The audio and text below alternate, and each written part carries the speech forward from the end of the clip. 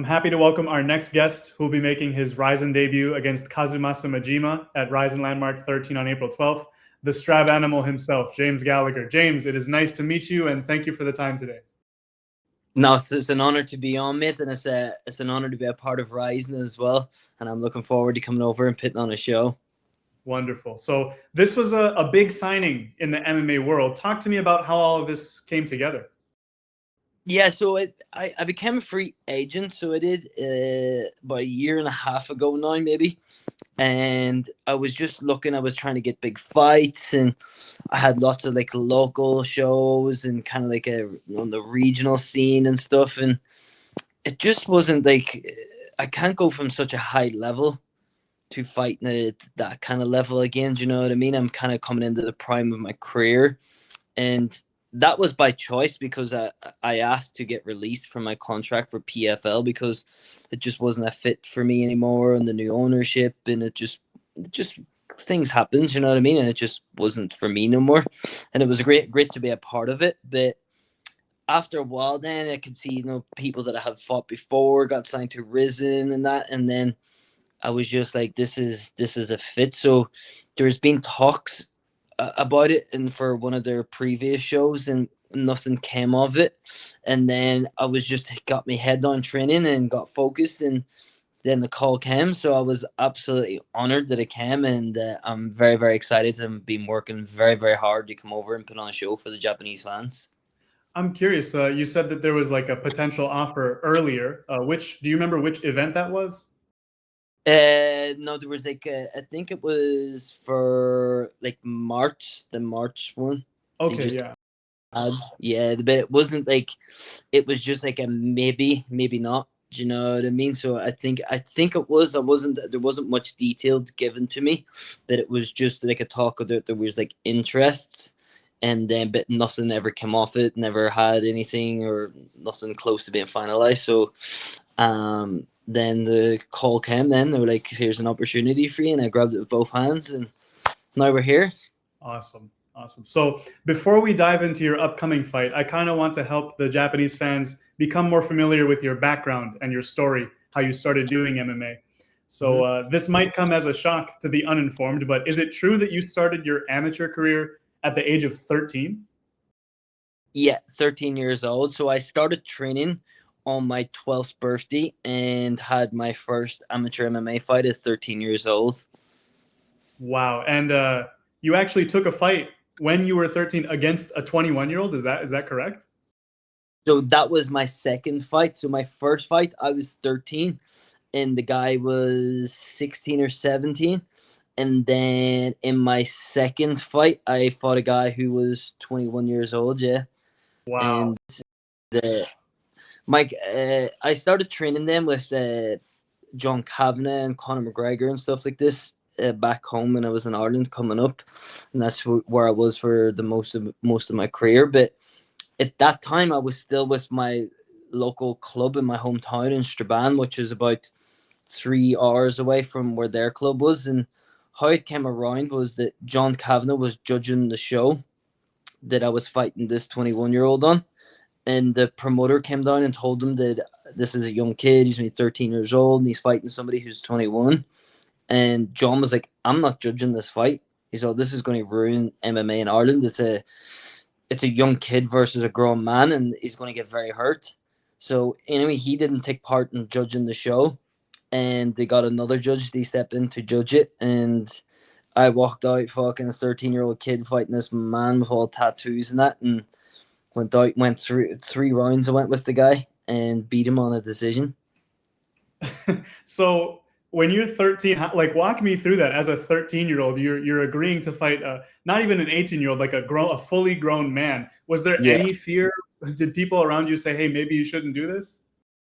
No, it's just I always loved that factor of being able to go in there as a young kid and beat up a grown man. It was like my motivations, you know what I mean? This to be that I was able for it. I'm tough enough. I'm good enough, and but then I wasn't even that good. I was training 1-2 days a week at a local sports complex, a community hall. Do you know what I mean? But I just always had something in me that I just felt like I can be good at this, and I'm a very good fighter, and I can fight with anybody. Do you know what I mean? So it was kind of more so exciting me to go in and fight a grown man than it was to shy me away or anything like that. And I just always loved fighting. And it was through that fight specifically that you began training with John Kavanagh. Is that right? Yeah, that's correct. So then after that fight, he spoke to me and it was like, "Oh, like you can welcome down to train with us." And he's all, "I can see that you're a very, very good fighter." Do you know what I mean? But I wasn't good. It wasn't like skillfully good because I didn't really train with any high level people. And nobody in Ireland was even that high level then or anything. Do you know what I mean? Because you even had like Connor. Then after that, like there were shows together that me and Connor fought on together. I was amateur, he was pro. Do you know what I mean? So everybody who's a big name in Ireland was still fighting on a very small scale. And but then I was only 13 at that stage, and I was still at school. And Dublin was 3 hours away. It's 4 hours on a bus, but it's 3 hour drive. And so I couldn't really get down too much training. So then when I turned 14, you get a day at school where you can go and learn like a trade. So it is. So like I went to do bricklaying. So rather than go there, I used to go to Dublin to train rather than go learn bricklaying. So it was, so they used to do that like maybe every second week. And then when I got to like 15, 16, then I just quit school and moved up full time and started training then until I was 20, 21. Wow. And so you had to move away from home. Is that right? Yeah, yeah. I moved out of home. I was like 15, 16 to go to Dublin. And So so tell me more about like your life at that point. You move away like 3 4 hours from home. You're 15 years old. Are you just working and training full time? Like how is that? How does that work? now I'm just training full time. So I never work. So my parents would have given me like 50 by 50 euros a week to for one was for a return bus, which used to cost 25, and then I had 25 for food. And then I used to live with John. John let me live with him, so I'm forever grateful for that opportunity for him. And so I was able to stay there and make it work because I would just spend all my time in the gym. Do you know what I mean? So I wasn't really like doing anything, or I didn't need money for anything, because if I ever ran out of money, I would just spend all day in the gym. And then I Wow. used to go in the gym to cover training, hoover up and that. Wow. So your And parents were on board from day one. They were totally like, yeah, go ahead, James. We support you. yeah, so it did, but at that stage it was a bit different because no one in MMA had made it. There was no such thing as an Irish fighter going to UFC. There was no money involved in it. So I remember coming home from school and I said to my dad and my mum, I was like, I can always go back and do education, but I can never go back and fight. Do you know what I mean? Because once it's too late, it's too late. And I was like, but it's never too late to go back to college and educate yourself. So I said, if I can just go and do this, then when I'm mid 20s or whatever and it doesn't work, I can go back to college and learn and go and get a degree or go and do something with know something else. As all, but I can't go and get work me bollocks off at school, which I never did anyway. I never liked it. I never did any school work. I wasn't into it. And then it was like I can always go back and do that, but I can never go back and train in these young years of my life. Do you know what I mean? Especially when you're like in your late teens. That's the it's so much easier to learn than it is when you get older. Absolutely. Absolutely. So eventually you rack up a 10-0 amateur record, and then you make your pro debut. You're built up under Bellator. I was 18-3 as an amateur. Really? Yeah, 18-3. So it is because I was fighting since I was 13 until I was 17, 18. Do you know, it was 17, I think it was, before I went pro. So yeah, man, it's a lot of them are not like counted online or on Sherdog or anything like that, because a lot of this they were just small community club shows. Do you know what I mean? So it is, but Yeah. I've got a lot of experience as an amateur. Wow. Yeah. When I was preparing doing the research for this interview, I saw Typology. It said 10-0, but 18-3, all Yeah, before the age of what? 18? 17, because then when I was 17, I turned pro, but I didn't make my pro debut until I just turned 18. So I made Wow. my debut like a week. I think it was October 20th or something like this, or I'm not too sure, but it was like a week or two after I turned 18. Wow. Okay. And I guess like when did you decide it was the right time to turn professional? Was there like a specific fight or a specific moment? No, I wanted to turn pro when I was fucking 14. I just wasn't allowed. Wow. No, I wasn't. So I always had like that was my goal, and that's what I wanted to do. And there was definitely like some fights where I was like going right, I can go all the way at this, and then I was sparring in the gym with some of the guys that I was training with and stuff who were professional, and how I was doing and how I felt. I was like, I can go all the way at this. Okay, so you build up an 18-3 record. You turn professional. You're built up under Bellator. You make a very strong run. At one point, you broke into the top 5 of the bantamweight rankings. I guess, how do you look back on that part of your career? Man, it's a fucking look at that as the best days of my life. Do you know what I mean? So far, because I'm still only 9. Do you know what I mean? So I feel like now I'm going to go and reach my pinnacle. But man, I'm forever grateful for Bellator. The headlined events in Dublin, fought in Madison Square Garden, fought in Wembley Arena in London. You know, fought in the O2, made my professional debut or made my Bellator debut in the O2 in London, which these venues are only things that people can dream of. Do you know what I mean? And here I am, fucking doing it all before I was the age of 25. Do you know what I mean? So just to have that experience and to be learn on the job, to learn with the media, all the crowds, small bit of fame that you get with it. Do you know what I mean? So it's kind of, I'm very grateful for it, because now I feel like once I'm in my prime, it's like I've already have the experience of doing all that. So now I can go and navigate it in the way that I want to do it and take full captivity over it. Do you know what I mean? I can grab a hold of it more, navigate it more, and understand what it's like to do that rather than kind of learn on the job. So now signing with Rizin, I feel like it's my second chance at doing this with a bundle of experience.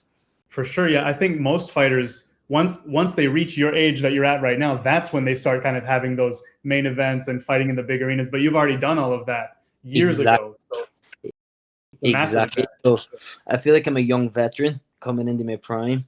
Absolutely. So somewhere along the line, you, like many other fighters, decided that cutting all of that weight is just affecting your performance, and you felt like it was a good time to move up. Talk to me more about your decision to move up in weight. Yeah, it was just I was very big for bantamweight, so I would have walked around it about 165 pounds, Wow. and I was kind of like a lean kind of frame anyway, so it wasn't to say that I was like ballooned up and like fat. Do you know what I mean? And so by the time I got to fight week, I was 70 kilo, 71 kilo, which is about 156, 57 pounds. So I'm cutting over 20 odd pounds that week just to make bantamweight. And I feel like training camps became like revolving around making weight and stuff like that. But when you're, I think it was, what was it, 23 until I was about 25. Do you know what I mean? I was in around that age, is where I wasn't like, I wasn't in my man body yet. Do you know what I mean? So I feel like it was just stunting me in training. It was putting a stunt in my growth, stunty like feeling good coming up to fights and that. So I feel like it just wasn't that beneficial for me. As where when I started to eat more, fuel my body for training and stuff, I like filled out, got a lot stronger, and it just allowed me to like fall in love with training a bit more. Do you know what I mean? Training camps became like fun, more about learning, growth, rather than about cutting weight. Absolutely. Yeah. I remember in preparing for this interview, just looking at some of your old footage, and you really filled out your frame. Like, you look like you could never make 35 at this point. Yeah, nah. Well, I could make it. Do you know what I mean? Like, I could definitely. It's within reaching distance, but it's like it's just not like your training camp. For me, training like now when I'm training, I'm preparing my body to go in and kill another man that's in front of me. Is where when I'm making 135, I'm trying to get lean. It's like you're preparing for like a bodybuilding competition or something. You're trying to get your, all your body fat off. You're trying to suck all the water out of your body. Is where now it's like I still have to do that. I'm still big, so I walk around at about 77 kg and Wow. cut down the 66. So it's very comfortable for me to do that, and it's not like I just have to be disciplined, but not like severe mental torture.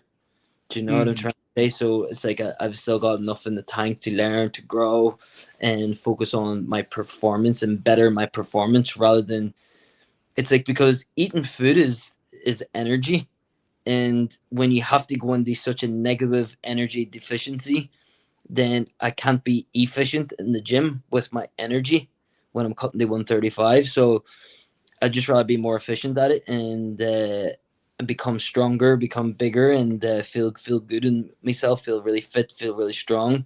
So then my technique can grow with that. Absolutely. So I understand that over the years you've moved around a bit. You started off in Ireland, obviously. You spent some time in the United States. You spent some Mm-hmm. time in Dubai, but now you're in the UK. Can you just walk me through kind of your path, your journey so far?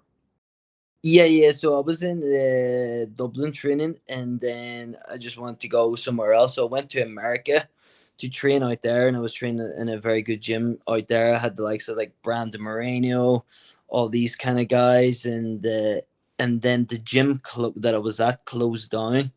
They were involved in some betting thing or something like this. So I just was.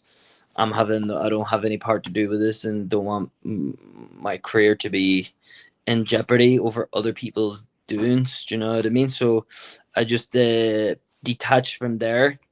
And then when I moved back home, then I was just trying to find my feet. So then I had good friends in Dubai, and I went out and spent a lot of time in Dubai training. And when I was out there, it's kind of like it's very good, but it's a lot of people come and go. So it was hard to find like a good stable, like a big team that had like really good coaches that were going to be there long term and put work into. And then one of my good friends, who Max Burnett, he's called, who I actually met him out in Dubai. He was training here in Manchester, and unfortunately for me as well, that I find my girlfriend, she lives in Manchester, so everything was just kind of lining up for me to go and train here. So I train now at Subzone Fight Academy in Stratford, Manchester, and my coach there, Cam, man, is one of the best coaches that I've ever worked with. Just the level of details that he puts into training, the energy that he gives me, the work rate that he puts in, is like everything couldn't have lined up better. And how long ago did you make the move to Manchester? Like 7, 8 months ago now. Oh, so it was quite recent. Yeah, it's been recent. Really cool. And who are some of the other names training at that gym? So you got like Oban Elliott. He's there. He fights in the UFC. Fabian Edwards comes, trains there sometimes. Leron Murphy, I've been sparring him for his fight now in Manchester this weekend. And then there's a lot of prospects who are just bursting onto the pro scene. Got Shea Ingram, fights in Cage Warriors, going to be fighting for the Cage Warriors belt now. Then you got the Cage Warriors champion, O'Meal Brown, he trains there. And got like Ollie Taro, he's there. There's a lot of high level guys coming through. Wow, that's a very, very solid gym. Lots of big Yeah, names. exactly. So it's along with big names, because I've been at plenty of gyms with big names, but the coaching hasn't been that good. Do you know what I mean? So when you're in a room full of big names, but you have a coach that's willing to sacrifice his time and put the work into and do what it takes to get you specifically ready for the fight, but also carry the rest of his team like that, is man, I'm very, very lucky and very, very grateful for the team and the coach that I've got behind me now. Oh, that's awesome. Very exciting. Okay, well, thank you for sharing all of that. I think the fans are a lot more familiar with your background and your journey up until this point. But now let's talk about your upcoming fight. The featherweight division in Rizin is like the marquee division of the promotion. The biggest Japanese stars, the deepest international talent pool. You probably saw, Patchy Mix made his debut last month, or this month, I should say. Do you feel like the timing couldn't have been better for you to make the jump into Rizin? No, 100%. It's perfect, and it's perfect because of not only because of how Rizin is, but it's for how everything is going for me. Do you know what I mean? The gym I've got here now, the team that I've got, where I'm at in my life, where I'm at in my career, it's everything's just lining up perfectly, and I feel like it's lining up like that there to make me become the Rising World Champion. So I do. I feel like I'm going to go on here. I want to go and beat Majima in 3 weeks' time. I'm going to run through him, make a statement in the featherweight division in Rizin. I want to fight Patchy Mix again. and then work my way up to a world title shot. Yeah, you read my mind. I was going to ask, like, kind of how you envisioned your path the next 6 to 12 months. Yeah. So you ideally, just how you laid it out, you'd like to fight Majima, beat him, hopefully come out of that fight unscathed. And then the next fight you'd like to have right after that is Patchy, or somewhere down the line? Patchy. I want Patchy after this. Awesome. That would be an exciting rematch. Sure. Yeah, that would be great. I feel like Patchy's a great fighter. I've got a lot of respect for him, but right now at this moment in time, I don't feel like he's on my level. So I don't feel like that fight would go anywhere as close as the first one would, and I feel like it would be a first round job for me. Wow. Okay. Big statement. Yeah. So I understand that, first thing first, you're focused on this fight against Majima. So speaking about Majima, he's considered by many to be the top Japanese featherweight grappler. Both of you guys have 7 wins by rear naked choke, coincidentally. What is your overall impression of Majima, watching his fights and seeing the footage? Yeah, I think he's a very good fighter, very skilled grappler, and he's a very good skill set, so he does very good fundamental base. But I feel like it's kind of like it's a bit old school. So I don't feel like he's moved on with the times, and I don't feel like that this new style of MMA, from mixing it from striking to wrestling to just jiu-jitsu to ground and pound into submissions, I don't feel like that he's got that. I feel like he's got a one pathway to victory, and no one has ever got that close to beat me like that. So it does that. You can't just take me down, can't pin me down, work their way to the back, work their way to a submission without getting badly hurt, you know what I mean? And I feel like that's his only path to a victory, and I don't see any way possible, shape, or form that he's going to be able to do that to me. Wonderful. So I have to ask, fighting in the ring, grounded knees, soccer kicks, it's just like back in the Pride days. This is something that very few fighters get to experience. How exciting is that for you? Man, I'm fucking buzzing for it. There's nothing, it just suits my game to a T, do you know what I mean? It's great. That's the kind of style that I bring, and that's what I'm really looking forward to. And it's a true form of fighting. And that's what I've always been about. And I feel like I'm going to utilize them rules very, very well. And I've prepared for them very well. And it's very, very exciting for me. I get like the jitters. I can't even put it into words when you say about soccer kicking and kneeing someone to the head on the ground, especially with my style of grappling, heavy pin and pressure with heavy ground and pound, and work my way into submission. So now not only do I have 2 options of ground and pound, which is punches and elbows, I've got 4. I've got punches, elbows, knees, and kicks to a grounded opponent. And I feel like my submissions are going to come very, very easy off being able to beat somebody up with punches, elbows, knees, and feet. Absolutely. Do you have a prediction in your mind for this fight? How do you see it playing out without giving away a game plan, of course? Yeah, I could see either first round, end of the first round, TKO or submission. That's how I go. And I see him panicking a little bit with my movement, not being able to settle me the way that he has been able to settle some of his other opponents. And he's going to get frustrated that he can't just take me down to the way that he wants to take me down. And if it goes to the ground, it's mine.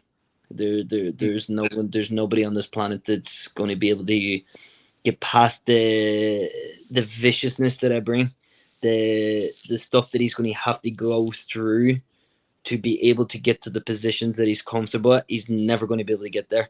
So he's going to get severely damaged on his way to trying there. And if he does get there, he's going to be too damaged to be able to do anything from it. So I'm going to be on my way back to the feet, or else I'm going to reverse the position and submit him.